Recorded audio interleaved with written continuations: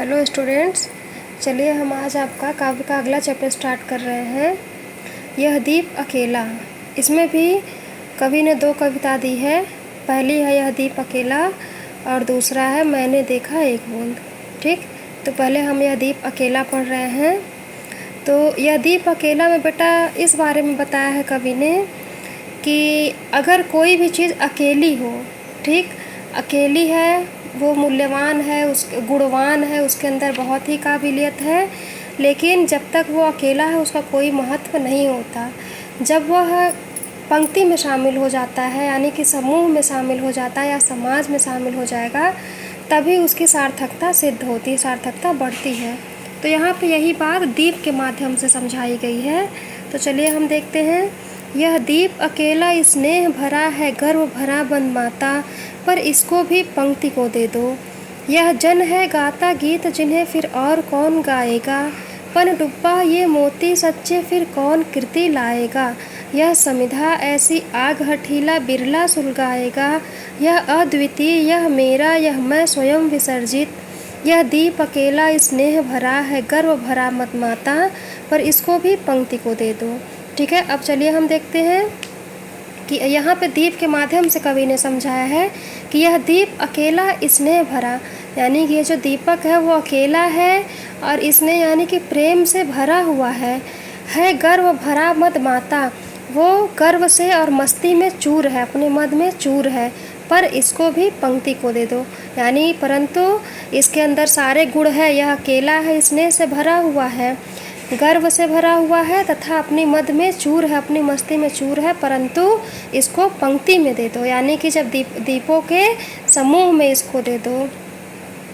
यह जन है गाता गीत जिन्हें फिर और कौन गाएगा, यानी यह ऐसा जन है या ऐसा मनुष्य है कि जो अकेला है इसलिए वो गीत गाता है और उसके पश्चात उसे और कौन गाएगा। ठीक, पन डुब्बा ये मोती सच्चे फिर कौन कीर्ति लाएगा। ये एक ऐसा पनडुब्बा है जो नदी में डूब करके गोते लगा करके सच्चे मोतियों की खोज करता है, सच्चे मोतियों को लाता है, इसके पश्चात उसे कौन लाएगा। ठीक, यानी कि अगर ये लोग नहीं रहेंगे तो उनके कार्यों को कौन करेगा। यह समिधा, यानी कि यह ऐसा यज्ञ कुंड है, हवन है, ऐसी आग हटीला बिरला सुलगाएगा, यानी कि यह एक ऐसी समिधा है, ऐसा यज्ञ है कि जो इसके अलावा ऐसे कार्यों को और कोई नहीं कर सकता। ठीक, यह अद्वितीय यानी कि इसके जैसा कोई दूसरा नहीं है। यह मेरा यह मैं स्वयं विसर्जित। ठीक, यानी कि यह अद्वितीय, इसके जैसा कोई दूसरा नहीं है। यह मेरा, यानी कि इसके अंदर अहम का मतलब अहम है, यानी कि इसके अंदर एक प्रकार का अहंकार है, घमंड है। यह मैं, और यह जो है वो घमंड है, उसके अंदर मैं का घमंड है, खुद का घमंड है, इसलिए वह लोग स्वयं विसर्जित, इसलिए वह उसने खुद को समाज से अलग कर लिया है। ठीक, घमंड के मारे समाज से, जिसने मतलब जो भी व्यक्ति है अगर वो गुणवान होते हुए भी स्वयं को अलग कर लेता है, विसर्जित कर लेता है समाज से, तो वो किसी कार्य का नहीं रह जाता, उसकी किसी भी कार्य की महत्ता नहीं रह जाती है। यह दीप अकेला स्नेह भरा है, गर्व भरा मद माता, पर इसको भी पंक्ति को दे दो। यह दीप अकेला है, स्नेह से भरा हुआ है, गर्व से भरा हुआ, मद में चूर है, और इसको भी पंक्ति में दे दो। यानी कि इसको जब हम किस दीपों के समूह में रख देंगे, कतार में रख देंगे, तो उसकी सार्थकता और अधिक बढ़ जाएगी। इसी प्रकार समाज में कोई भी व्यक्ति है अगर वो गुणवान है तो उसको हमें समाज के समूह में ही शामिल करना चाहिए, तभी उसकी जो है उसके गुण का वास्तव में मूल्य हो सकता है, उसकी जो काबिलियत है वो सार्थक सिद्ध होगी। ठीक है, आगे देखते हैं हम। चलिए अब हम आगे देखते हैं। यह मधु है स्वयं काल की मौना का युग संचय, यह गोरस जीवन कामधेनु का अमृत पूत पय, यह अंकुर फोड़ धरा को रवि को तकता निर्भय, यह प्रकृति स्वयंभू ब्रह्म अयुतः, इसको भी शक्ति को दे दो। यह दीप अकेला स्नेह भरा है, गर्व भरा मद माता, पर इसको भी पंक्ति को दे दो। ठीक, अब हम देखते हैं। यह मधु है, मधु मतलब हो गया यहाँ पे मिठास, ठीक, शहद।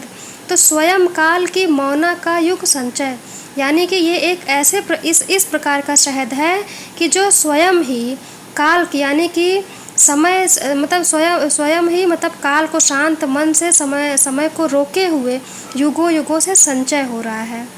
ठीक, यानी कि यह एक प्रकार का ऐसा शहद है जो काफ़ी समय से युगों से खुद ही संचित हो रहा है।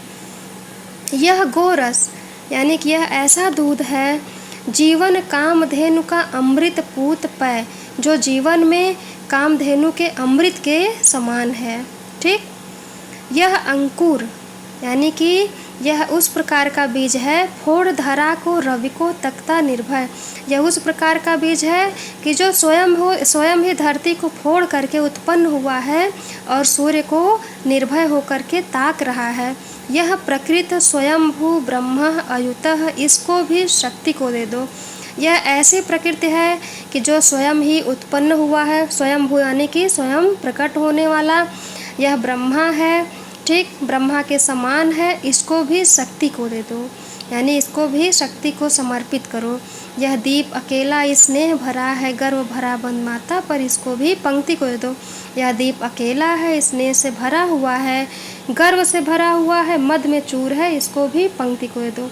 यानी यहाँ पे यही बताया गया है कि जो भी व्यक्ति है इसके अंदर, किसी के भी अंदर अगर ये सारे गुण हैं, ठीक, सारे गुण होते हुए भी अगर वो अकेला है तो उसके इन सारे गुणों का कोई महत्व नहीं है। जब वो समाज में विलय होगा, यानी कि अगर कोई भी बीज है, बीज को सभी खाएंगे तभी उस बीज की सार्थकता का महत्व है। ठीक है, गाय का दूध है, दूध को समाज में सभी उसको ग्रहण करेंगे, सभी पिएंगे तभी उसका महत्व है। ठीक है, तो यही हुआ।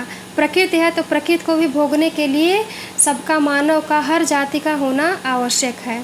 ठीक, तो यानी कि किसी भी अकेले चीज़ का कोई महत्व नहीं है, उसके लिए उसको सभी में घुलना मिलना आवश्यक है। ठीक है, अब चलिए आगे देखते हैं।